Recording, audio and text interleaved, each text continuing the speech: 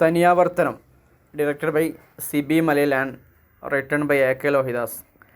സിബി മലയിൽ സംവിധാനം ചെയ്ത് എ.കെ. ലോഹിദാസ് തിരക്കഥ എഴുതിയ സിനിമയാണ് തനിയാവർത്തനം.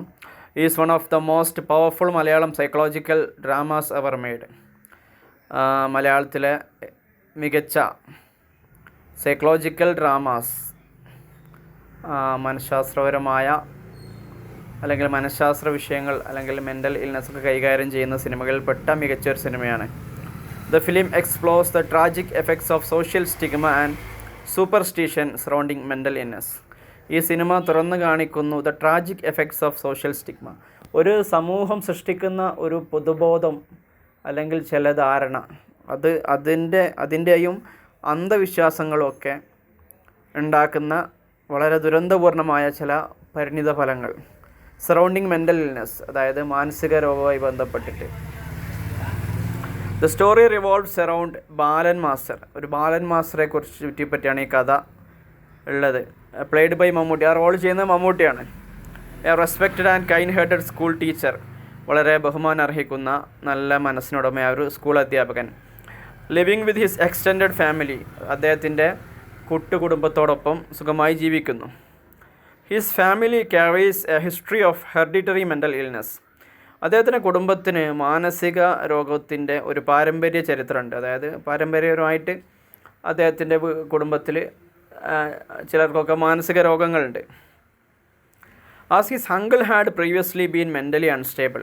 അദ്ദേഹത്തിൻ്റെ അമ്മോൻ നേരത്തെ തന്നെ മെൻ്റലി അൺസ്റ്റേബിൾ ആയിരുന്നു, മാനസിക പ്രശ്നങ്ങളുണ്ടായിരുന്നു.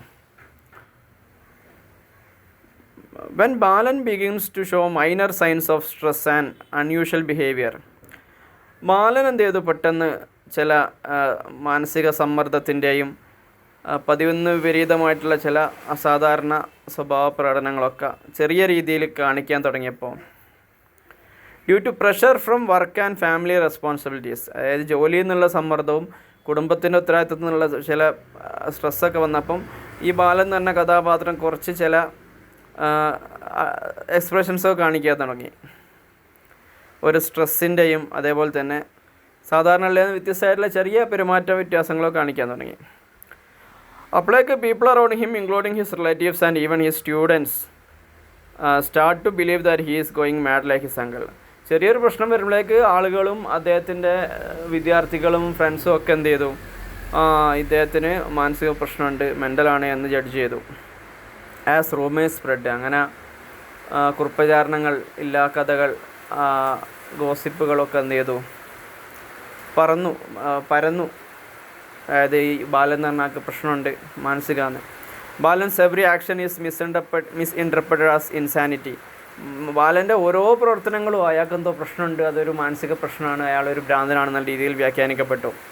The fear and suspicion of the family and the society push him into isolation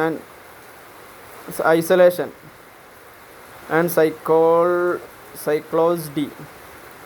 അതായത് അപ്പോൾ ഈ എന്താണ്, the suspicion of family and society pushed him into isolation and psychological collapse. അതായത് കുടുംബത്തിൻ്റെ സൊസൈറ്റീൻ്റെയൊക്കെ ആ സംശയമൊക്കെ അദ്ദേഹത്തിന് എന്ത് ചെയ്തു, ഒറ്റപ്പെടലേക്കും മാനസികമായ തകർച്ചയിലേക്കും എത്തിച്ചു.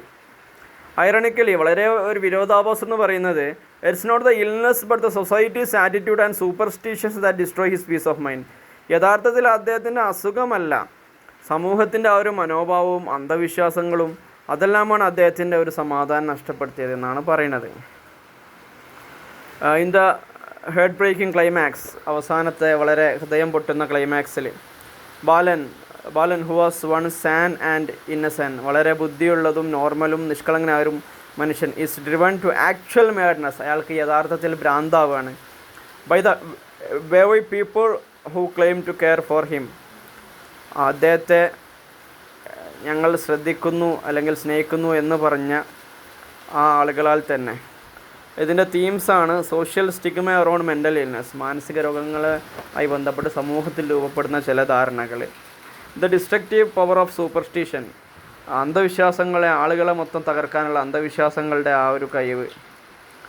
Isolation and fear in a conservative society, ഒരു പരമ്പരാഗത ട്രഡീഷണൽ സമൂഹത്തിൽ ഉണ്ടാകുന്ന ഒറ്റപ്പെടുത്തലും ഭയവും.